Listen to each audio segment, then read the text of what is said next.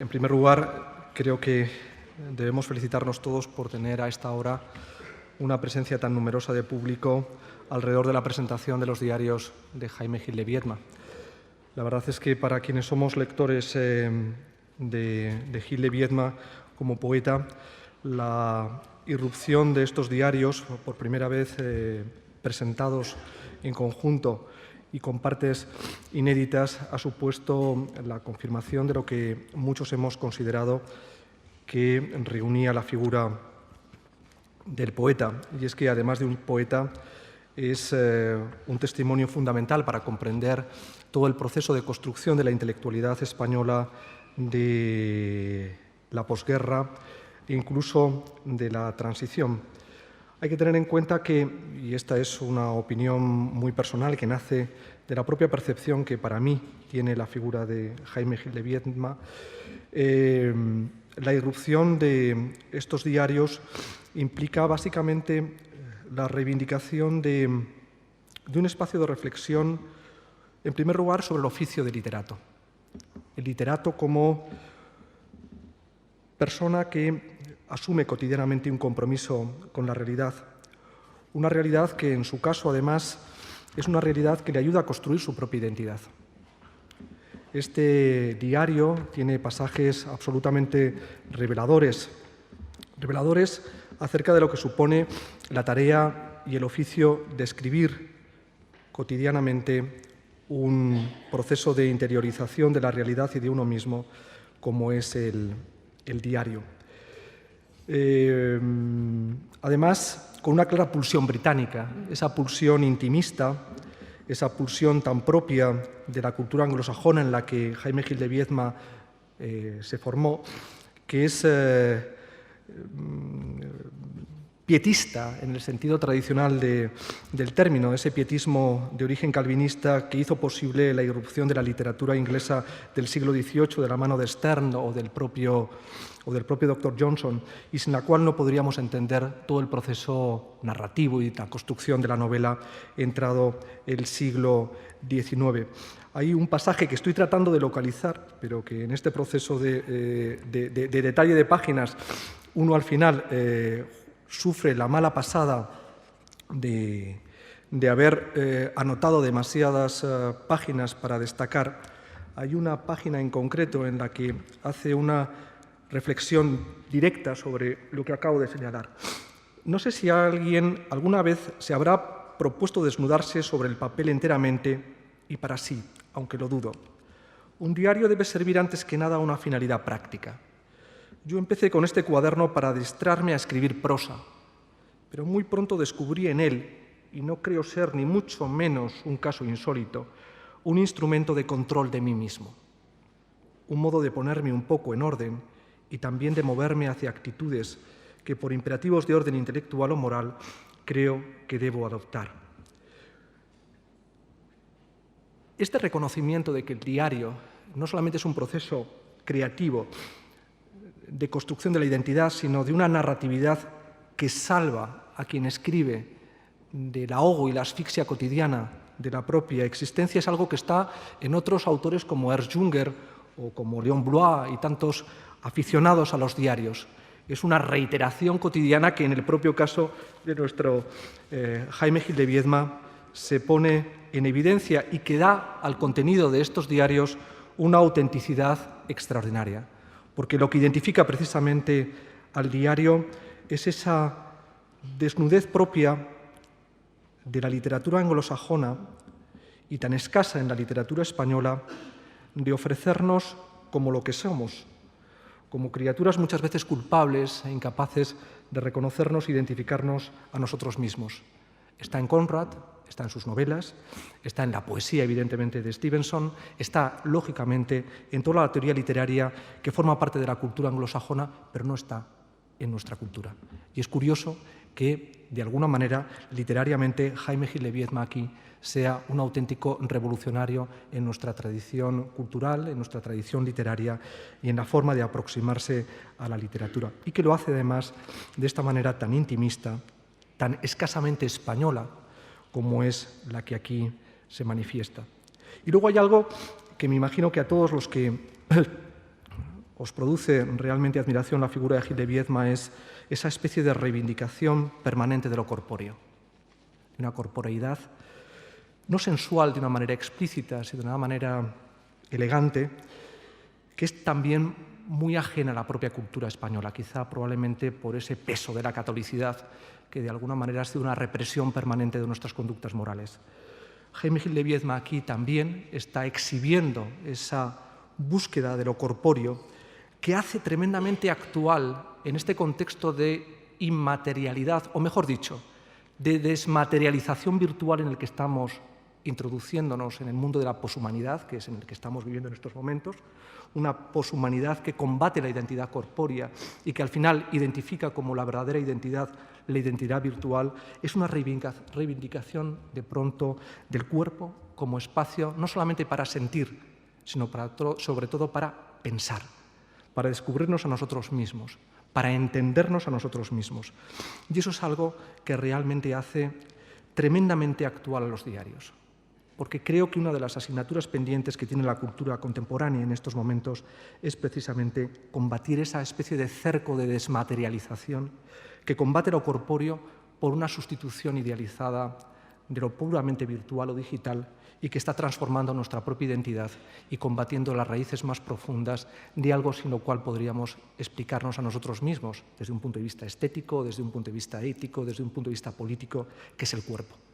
Con ello no quiero entrar en una lógica que además sería de conectarlo con el pensamiento de Foucault y de ver el cuerpo no como un espacio para la fiesta, pero es probablemente esto uno de los aspectos más interesantes que también están muy presentes en nuestros diarios, la reivindicación del cuerpo como un espacio para la fiesta, para esa fiesta de la experiencia estética, para esa fiesta de la experiencia intelectual, y eso lo hace extraordinariamente interesante. En resumidas cuentas, muchísimas gracias a la editorial Lumen, Andreu Jaume, por esta magnífica edición y, sobre todo, a todos los que somos seguidores y admiradores de la obra de Jaime Gil de Viedma, porque hacía falta esto.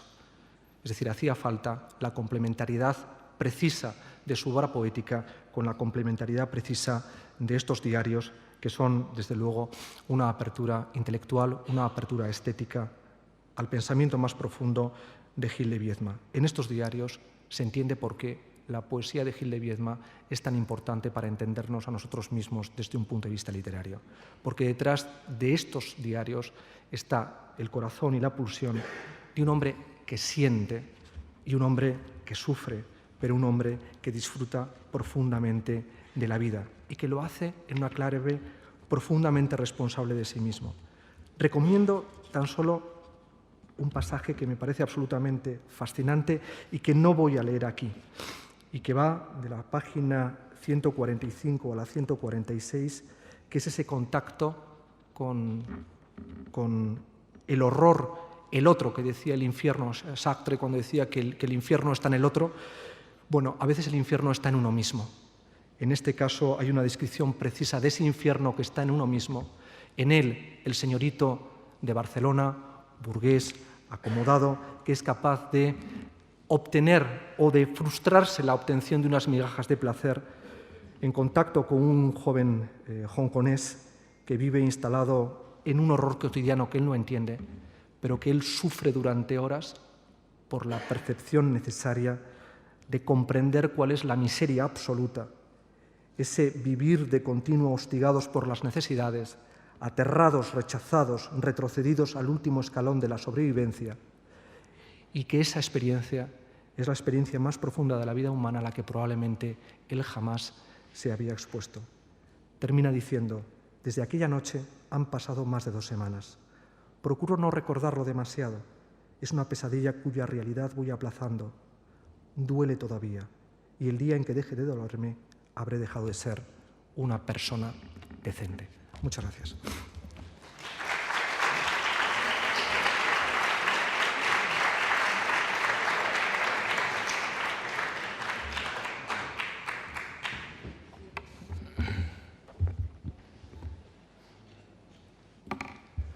Buenas tardes. Muchas gracias, José María Lasalle, por sus palabras introductorias, a Carlos Alberdi y a todo el equipo de la Biblioteca Nacional por haberme invitado esta tarde a hablar de Gil de Viedma, a todo el equipo de Penguin Random House, por acompañarme en esta edición.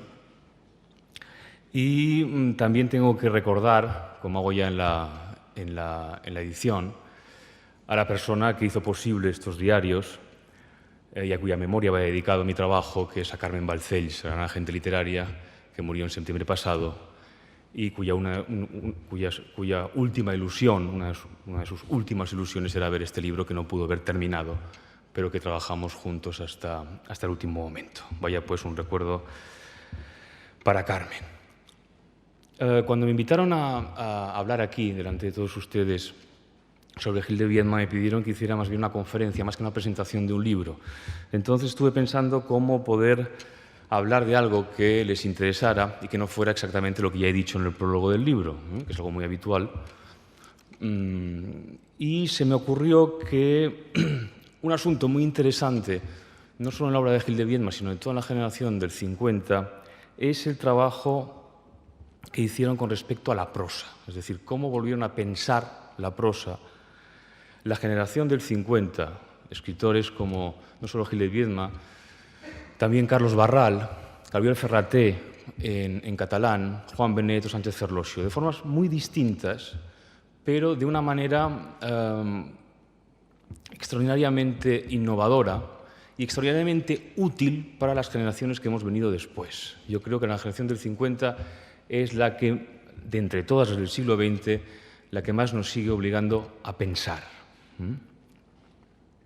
Estos diarios de Gil de Viedma, que van del año 56 al año 85, son, en primer lugar, el testimonio de la formación intelectual y moral de un poeta desde el año emblemático de su juventud, que es el año 56, hasta su posterior evolución en el Diario de Moralidades y, finalmente, su sequía en el Diario del 78 y el enfrentamiento con la muerte en el Diario del SIDA, el Diario de París, el breve dietario que llevó durante su ingreso en la clínica de París. Pero es una evolución que se refleja tanto desde un punto de vista crítico como moral. Es decir, son unos diarios que son importantes tanto desde el punto de vista de la poesía, de las reflexiones que hace sobre su evolución poética, como desde el punto de vista de la prosa. Hay una conciencia del estado de la prosa, hay una preocupación por procurarse una prosa que es constante a lo largo de todos los diarios y que es seminal, por otra parte, en el desarrollo y conclusión de su proyecto poético. Jaime Gil de Viedma nunca dio nada por sentado, es una de sus lecciones más perdurables. Es decir, revisó todos los presupuestos estéticos en los que se educó, tanto en verso como en prosa, como también, por supuesto, política y moralmente. Como muchos de sus compañeros a los que antes citaba, Gil de Viedma, para llegar a la poesía, a la madurez de su poesía, sobre todo a partir de su segundo libro, de Moralidades, antes tuvo que tomar conciencia del estado en el que se había encontrado, con el que se había encontrado la literatura española.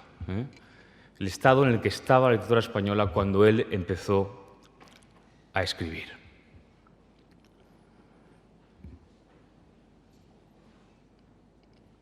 Gil de Viedma, desde el principio, desde el año 56, con una precocidad realmente asombrosa, se plantea el problema de la utilidad de la prosa, tanto en el ejercicio de la crítica literaria, de la interpretación y del ensayo, como de la averiguación de la intimidad y de la expresión de las emociones. Y a eso quisiera dedicar este comentario de todos ustedes.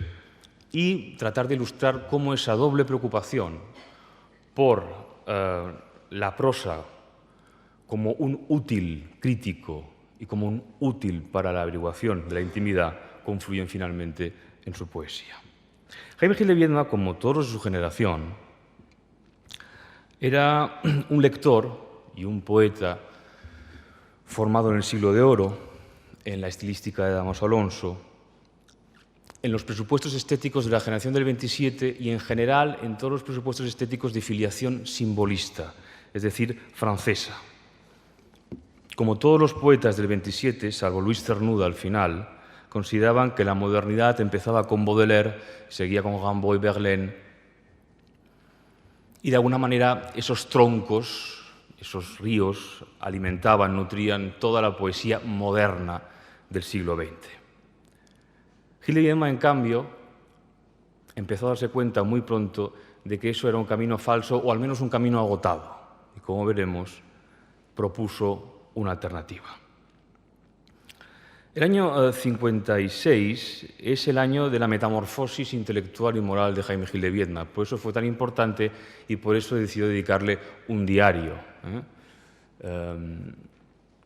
la tercera parte del cual es lo único que él publicó en vida, en el año 74, con el título de Diario de un artista seriamente enfermo. Como dice en la cita, que ya también a la que ha aludido José María Lasalle,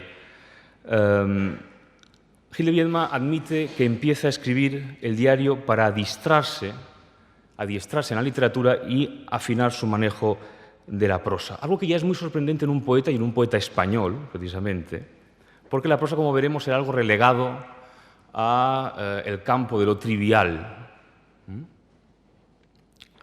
Dice en esta cita: releo la anterior anotación de hace varios días y pienso en lo confuso de los motivos que impulsan a llevar un diario y a perseverar en él. No sé si alguien alguna vez se habrá propuesto desnudarse sobre el papel enteramente y para sí, aunque lo dudo. Un diario debe servir antes que nada para una finalidad práctica. Yo empecé con este cuaderno para adiestrarme a escribir prosa, pero muy pronto descubrí en él, y no creo ser ni mucho menos un caso insólito, un instrumento de control de mí mismo, un modo de ponerme un poco en orden y también de moverme hacia actitudes que por imperativos de orden intelectual o moral creo debo adoptar. Most of times I'm trying to teach myself either to think or to behave or both in a way which I think is the right one for me. La mayoría de las veces trato de instruirme a mí mismo tanto a pensar como a comportarme o las dos cosas de una manera en que creo que es la adecuada para mí. Así ocurre que cuando me pasan varios días sin abrir este cuaderno, apenas sé luego de qué escribir en él. En el año 56, Jaime Gil de Viedma viaja por primera vez a Filipinas, a Manila, como comisionado de la Compañía General de Tabacos de Filipinas, donde trabajó toda su vida, donde ya trabajaba su padre, que era el director de la empresa, fue siempre secretario general. Y, por tanto, esa primera misión laboral supone dejar atrás una juventud desocupada y encontrarse con la realidad, con la tarea de tener que pagar impuestos a la vida, como solía decir él, y además se encuentra con la realidad social del tercer mundo. Experimenta con su sexualidad, que ya está muy evolucionada y muy consolidada, de una manera completamente transgresora y con una libertad que hasta entonces no había podido experimentar, y al mismo tiempo esa estancia en Filipinas le permite tomar por primera vez conciencia política, conciencia de sus orígenes familiares, tomar distancia con la herencia ideológica y moral recibida y empezar a formular un pensamiento crítico con respecto a todo esto. Al mismo tiempo, cuando viaja a Filipinas, está escribiendo su primer poema, que intenta ser un poema largo, titulado Las afueras, que es un poema todavía simbolista, plenamente deudor de Rilke y de, en general, esa estética del 27, de filiación simbolista francesa a la que aludíamos, y en particular de Jorge Guillén, el poeta más importante en los primeros años de Gil de Viedma, el poeta, digamos, con el que él aprendió el arte de hacer versos, fue sin ninguna duda Jorge Guillén, el Guillén de las 3 primeras ediciones de Cántico. Pero poco a poco, como veremos, irá distanciando de esa estética y también del propio Guillén. ¿Por qué? Porque en el año 53 Gil de Viedma había pasado un semestre en Oxford estudiando economía y esa estancia fue decisiva en su formación intelectual porque supuso el encuentro, el reconocimiento final de la literatura inglesa como su patria intelectual.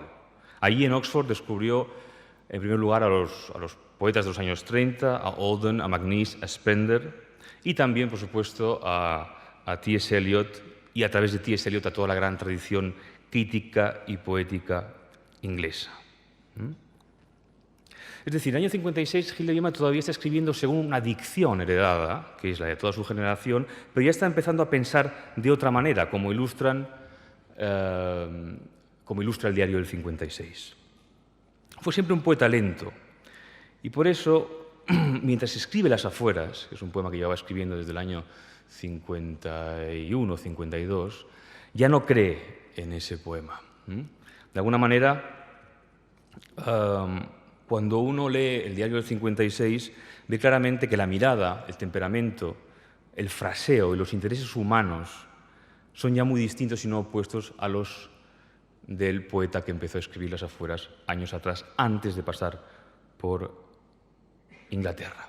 Hay un apunte en el diario del 56 donde se refleja una conversación con Gabriel Ferraté, el gran poeta, ensayista y polímata catalán, cuya influencia fue muy importante en la eclosión intelectual de Gil de Viedma, que dice lo siguiente. Gabriel Ferraté dice que soy un caso de vocación equivocada, que tengo un temperamento pragmático y un talento analítico y, por tanto, mayor aptitud para la prosa que para la poesía. He contestado que la prosa se pliega más fácilmente a la expresión de ese talento. Por eso mismo, si uno consigue incorporarlo en poemas, el resultado será menos frecuente y más valioso. Me acordaba de lo que dice Eliot a propósito de los poetas metafísicos ingleses, áspero sentido común y alada gracia lírica. Mi argumento es válido, pero la observación de Gabriel me ha dejado mohino. Si uno consigue, bien, ¿y si yo no lo consigo?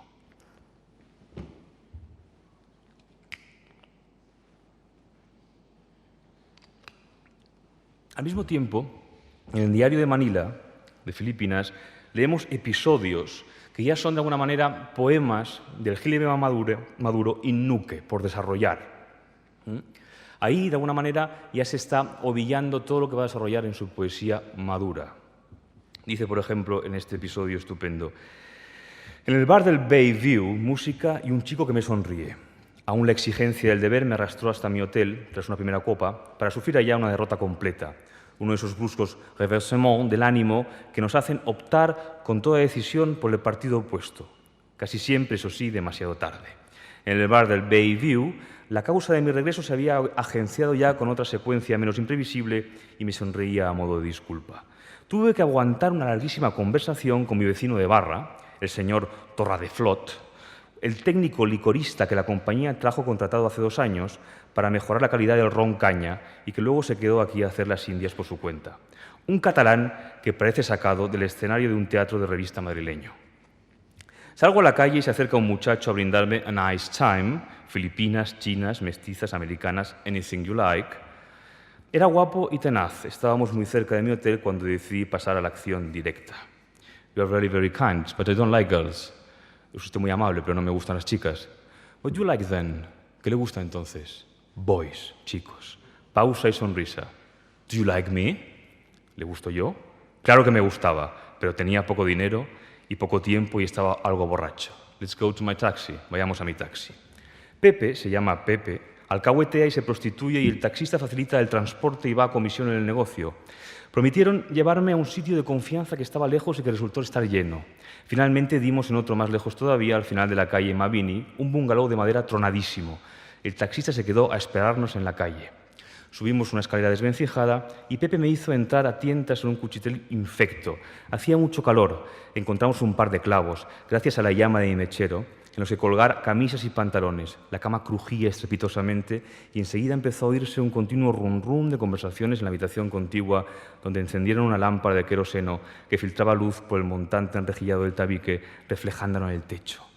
Daba reparo hacer el amor así. Pepe estaba a mi lado completamente inmóvil y le besé en el cuello, le pasé un brazo bajo la cintura y con la otra mano le acariciaba el vientre. Un cuerpo oscuro y bueno, todo compacto como un muslo, la piel lisa, el olor retraído.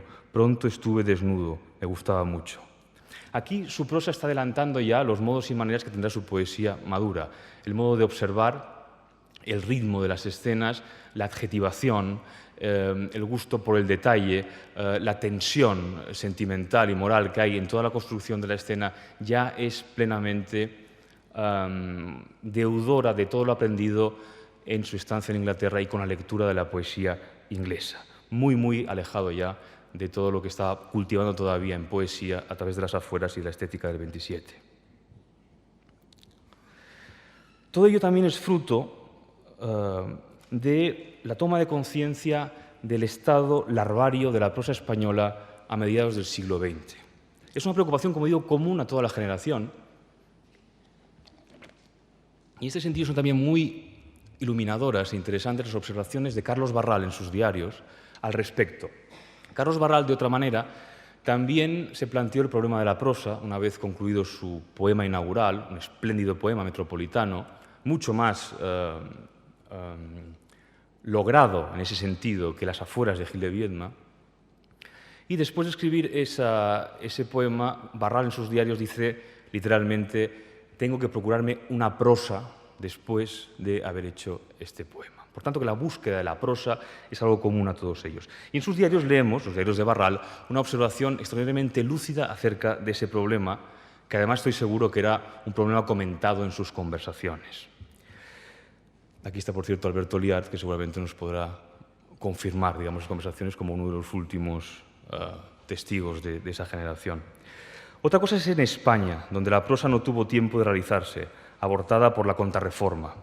La teología y la casuística vaciaron de objetos el mundo mental de la nación, sustituyéndolos por conceptos. Y una lengua que se refiere casi exclusivamente a conceptos no necesita desarrollo. Los matemáticos podrían seguir entendiéndose en latín convencional y, de hecho, lo hicieron hasta el siglo pasado. Y una lengua así, viciada a hablar de cosas de valor universal, cualquiera la vuelve del revés, apta para precisar relaciones muy concretas de sujetos particulares. El castellano, en cuanto a prosa, se quedó para los usos ejemplares, o eso o el puro y simple pintoresquismo. Esta frase de Barral, que una prosa sea apta para precisar relaciones concretas de sujetos particulares, es exactamente lo que estaba buscando Gil de Viedma en ese momento a través de sus diarios y luego en su poesía. El problema, además de la intimidad, que será un problema que también Barral abordará en su poesía, pero de una manera muy honda en sus memorias, en sus espléndidas memorias, que son su desarrollo en prosa más importante, tiene que ver, por supuesto, con el miedo a la intimidad, que es algo muy español, muy de nuestro país. Nosotros, por una serie de cuestiones históricas que tienen que ver con la Contrarreforma, con el catolicismo, digamos que no hemos tenido una tradición del diálogo del alma consigo misma, o la tuvimos, pero fue sofocada, mejor dicho. La confesión, de alguna manera, eliminó o marginó la pulsión autobiográfica en toda la literatura y, por tanto, es una tradición que en España siempre es problemática y truncada. Siempre hay o un miedo y un extraordinario pudor a abordar la intimidad, o cuando alguien se decide a hacerlo cae inevitablemente en brazos de la más embarazosa cursilería.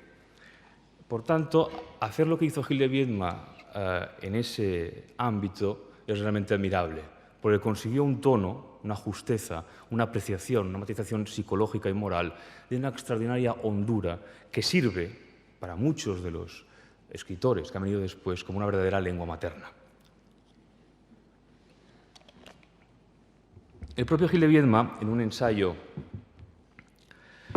sobre Luis Cernuda y la expresión poética en prosa, se refirió exactamente al mismo problema. Fijémonos cómo es un comentario, digamos, de generación que está en el aire de los tiempos.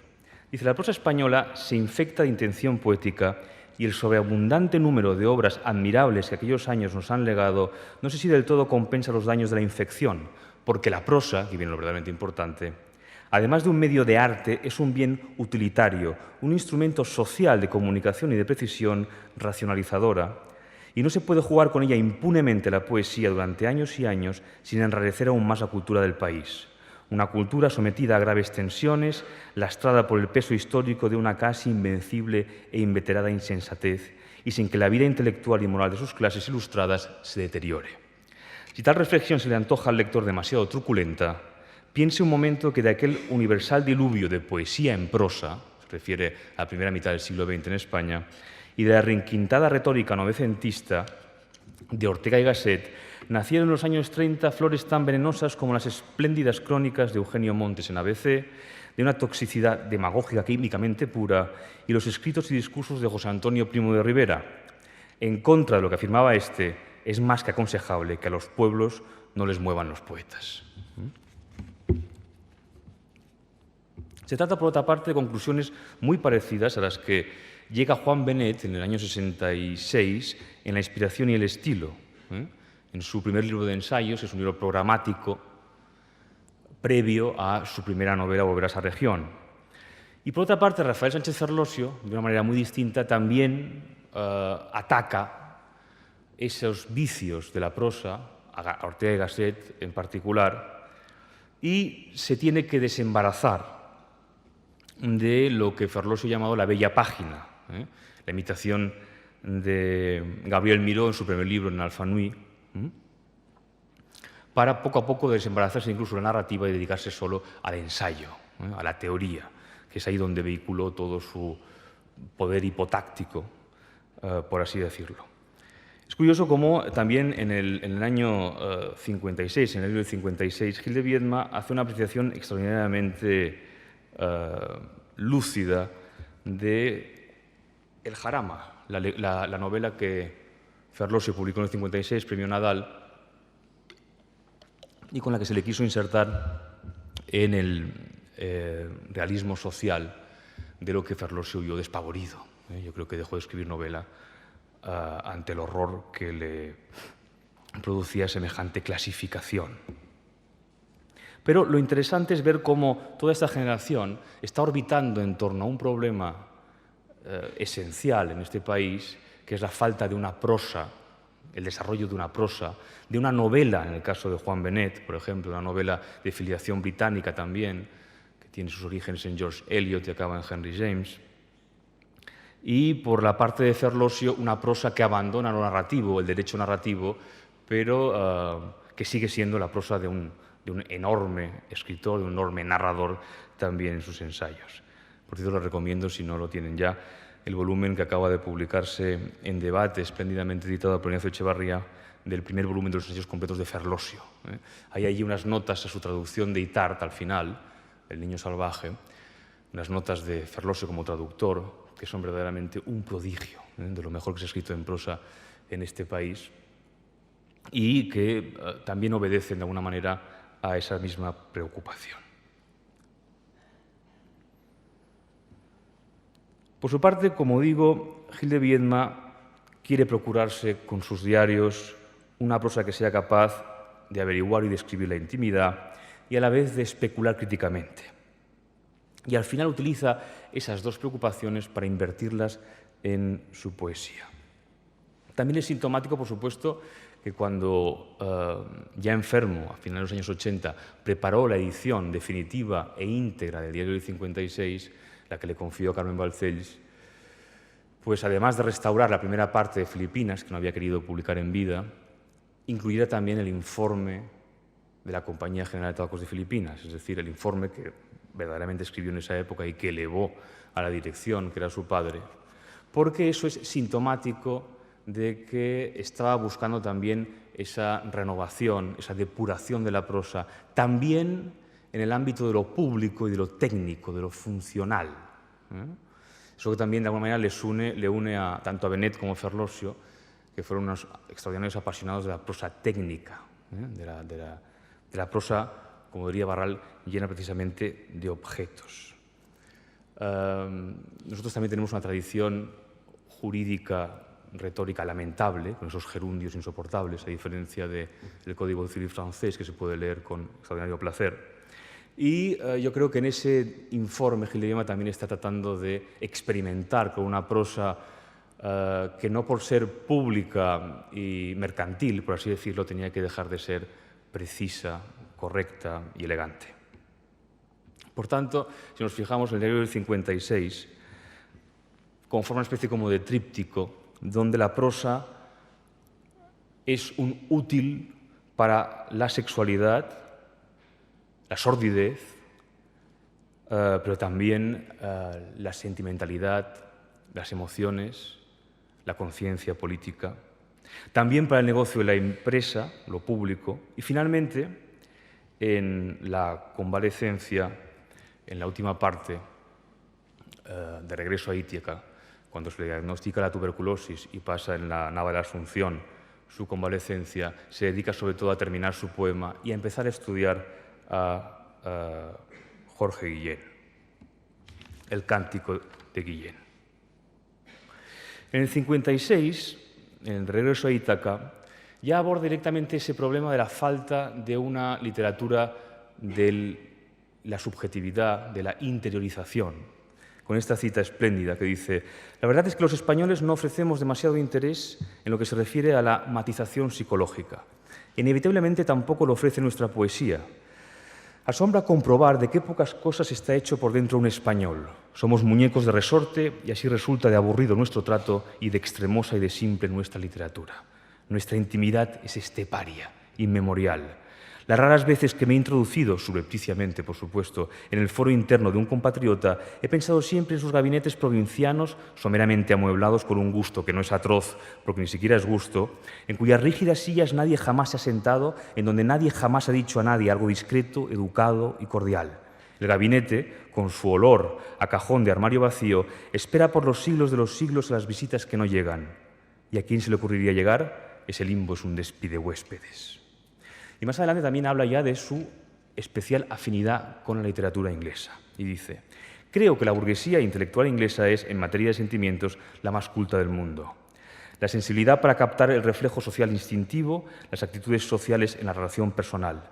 Siempre que pienso en literatura inglesa me acuerdo del título de un ensayo de Spender, Personal Relations and Public Powers». Aún hoy en día, la literatura inglesa expresamente se produce en función de un contexto social definido, educated middle classes, sea para afirmarlo, modificarlo o condenarlo. De ahí su infalible justeza en el tono, que también tuvo la prosa francesa en el 18, la relación que se establece con el lector es a la vez íntima y social. Valoración de la honestidad intelectual por encima de la inteligencia, humor, ironía, capacidad para distinguir entre grandes libros y buenos libros y para apreciar propiamente unos y otros. La mentalidad de los ingleses no es literal, a diferencia de franceses y españoles que lo toman todo al pie de la letra.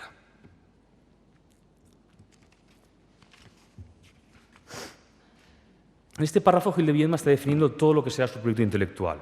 Por un lado, habla de la cultura de las emociones, algo que les preocupaba mucho tanto a él como a Gabriel Ferraté, la cultura de ser capaz de hablar de emociones y sentimientos matizadamente, al fin y al cabo de tener lenguaje para ello, y de la capacidad de los escritores ingleses, aún de los menores, de los menos importantes, para hablar con matices de la literatura, como si la literatura pudiera ser una conversación, y no solo una imposición o una lección.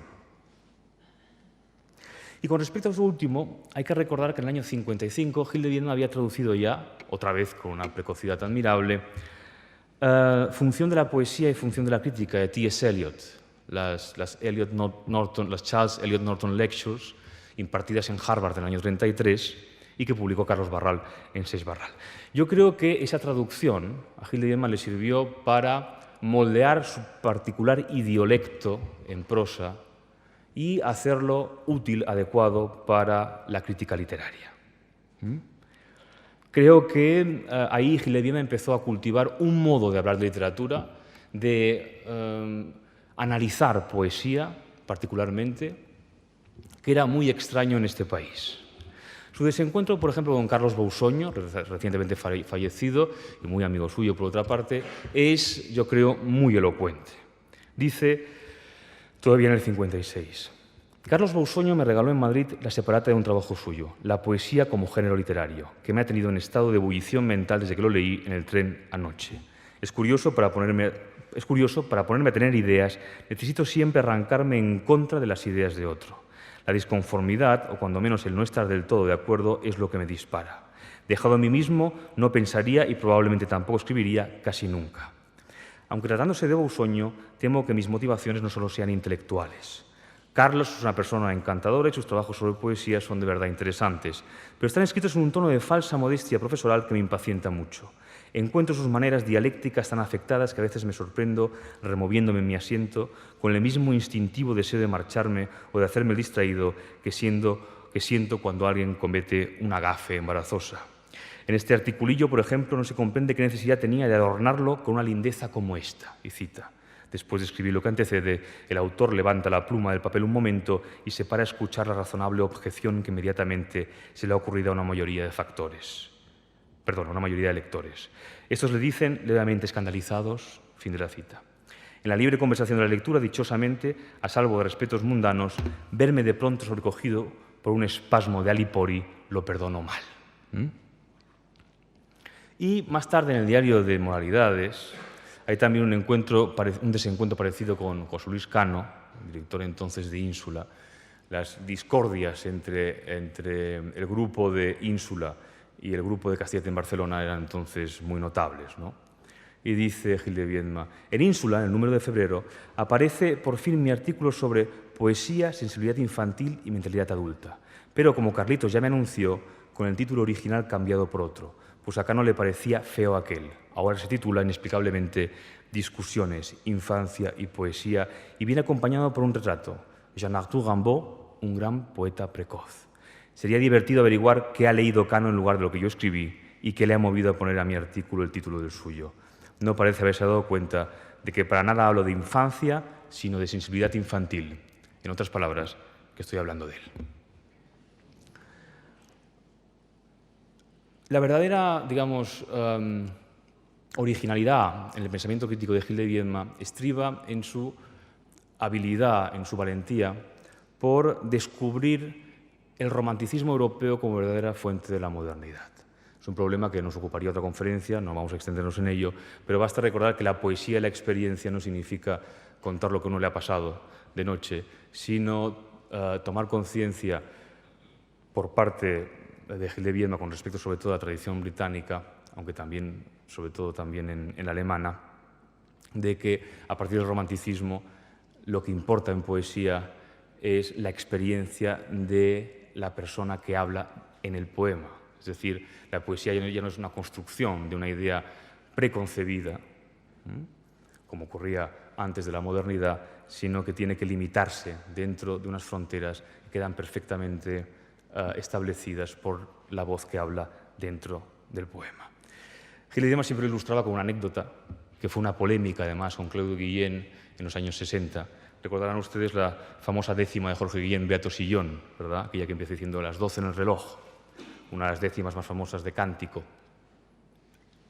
Pues ahí hay un momento en que la voz que habla en el poema dice «el mundo está bien hecho». Pues bien, en los años 60 hubo una polémica bastante tonta en la que se acusaba a Guillén pues, de perder de vista que este mundo es un horror y que está lleno de pobreza y de dolor, ¿no? Y Claudio Guillén, pobre, salió en defensa de su padre diciendo que había que poner el verso en relación a otro, de otro libro que decía que el mundo estaba mal hecho, y Jaime Gil de Viedma, en una carta espléndida, creo que al director de Ínsula, otra vez decía que no habían entendido nada. Es decir, que en el poema lo que ocurría es que un señor estaba haciendo la siesta después de haber comido muy bien en su sillón favorito, y que cualquiera que haya vivido esa experiencia estará de acuerdo con esa persona en que el mundo está bien hecho, aunque cuando se levante de la siesta, con un poco de resaca quizá, vuelva a pensar que el mundo está muy mal hecho. Esa delimitación de la experiencia del poema es realmente lo que Gil de Viedma aprendió de la tradición inglesa y de la investigación, por cierto, muy seria y muy honda, como reflejan estos diarios, de la verdadera modernidad de la que se informa la literatura europea. También había una anécdota que contaban siempre Gabriel Ferrate, que comentaban juntos un poema de Emilio Prados, en el que hay un verso que dice: en abril del 36 las mariposas fecundaban a las muchachas en las playas. Y Gil de Viedma decía, si eso ocurrió, el ejército hizo muy bien en levantarse. Todo eso aprendido en Inglaterra fue luego lentamente aplicado al caso de Jorge Guillén. Es decir, en el diario El 56 lo que vemos es la aplicación de todo ese aprendizaje a quien había sido su maestro, ¿no? Y de quien se va desengañando poco a poco. Al final del ensayo sobre Guillén, Gil de Viedma está ya muy impacientado. Guillén además lo notó porque vivía.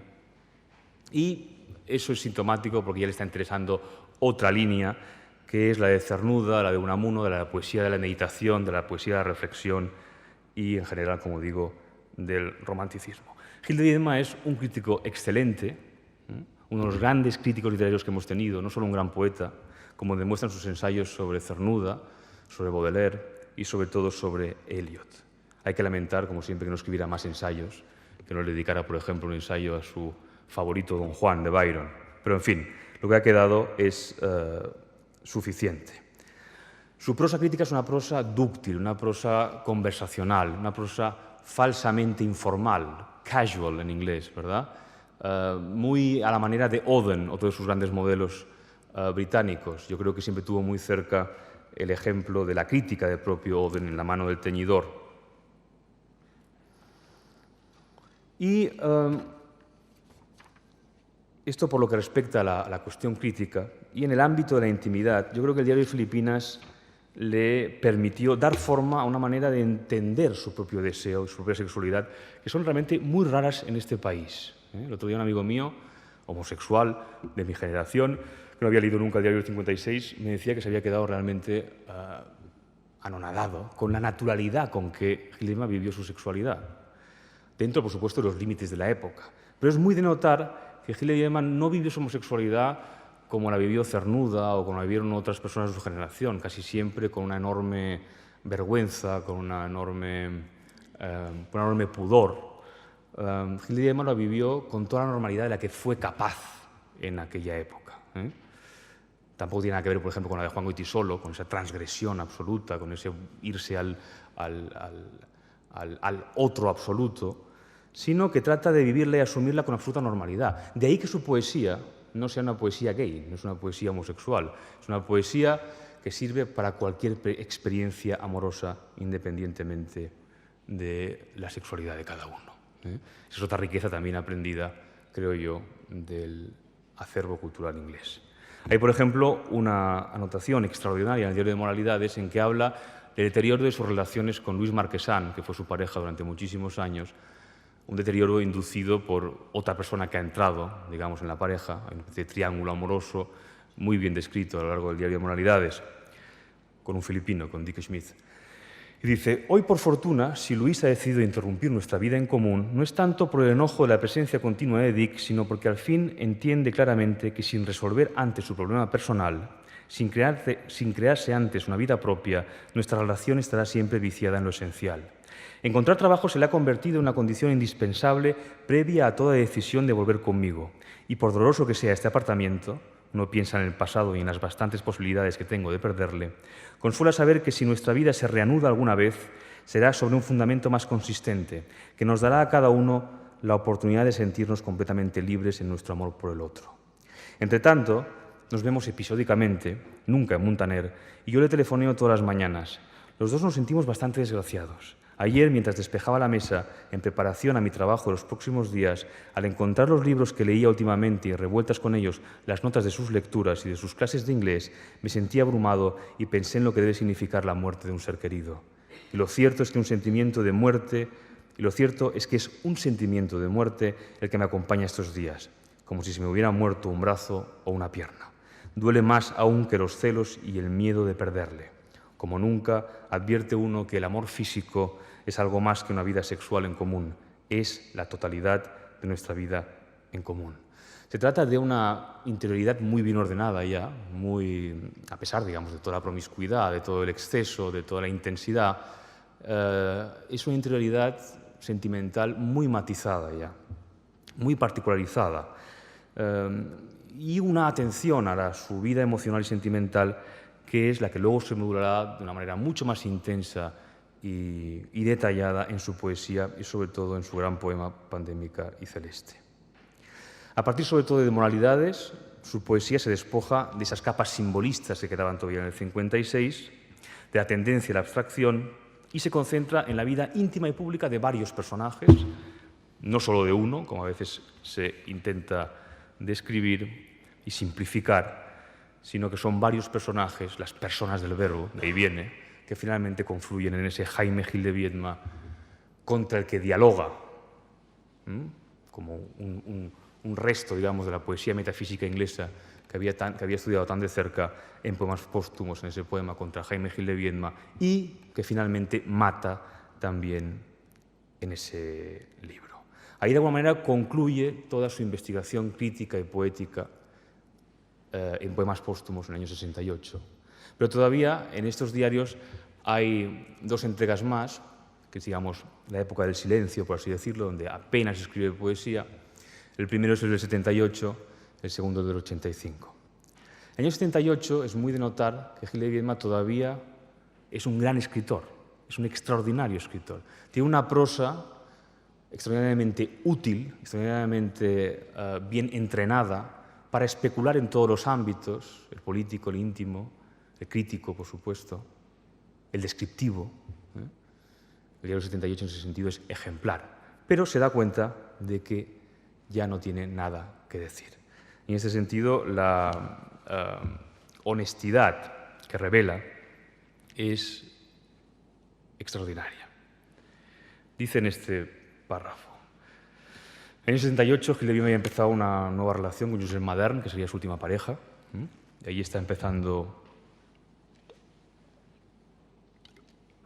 su amor por él, pero tiene al mismo tiempo una enorme conciencia del deterioro al que le somete el paso del tiempo, un enorme desengaño, una gran nostalgia por su juventud y un extraordinario escepticismo, cosa que por otra parte es común también a toda su generación. Es decir, es una generación que fue muy golpeada, que se desengañó muy pronto y que casi poco a poco pues, entró en el silencio con la llegada de la democracia. Dice: pero mi felicidad no es otra en el fondo que la de querer y que me quieran, sumada a la de encontrarnos el uno con el otro, inesperadamente rescatados de la rutina urbana, sin nada que hacer más que disfrutar del intermedio. El contexto de mi ánimo durante estos días es más bien sombrío y la angustia de la noche de mi regreso solo tuvo de excepcional la desagradable intensidad. Dos mutaciones significativas en el modo de sentirme vivir se me han hecho muy conscientes. De la primera, curiosamente, creo que me ha ayudado a darme por enterado la felicidad de mi relación con Josep, pues seguramente el infierno de mi vida en común con José Antonio durante los pasados años, al angustiarme obsesivamente con una situación personal que veía sin salida, me permitía adjudicarle la causa de todas mis melancolías. Lo que he descubierto ahora, siendo feliz, con una certeza que se ha ido haciendo cada vez más consciente, día tras día, es que hay una parte de mí que ya no desea vivir mucho más. Tiene 48 años, que si no es en ciertas condiciones, no considero que la vida, por muchísimo apego que le tenga, y ciertamente le tengo demasiado, sea un bien a cuya conservación durante un tiempo lo más prolongado posible deba anteponerse todo. En el terreno práctico, esto quiere decir que no estoy de ninguna manera dispuesto a llevar una vida más ordenada. La segunda mutación es obra de 20 y tantos años. Primero, digamos que toda la investigación sobre su intimidad concluye aquí y ahora su investigación con respecto al ámbito crítico. La segunda mutación es obra de 20 y tantos años, pero ha sido la enfermedad, liberándome de la servidumbre de mi trabajo, lo que me ha enfrentado con ella.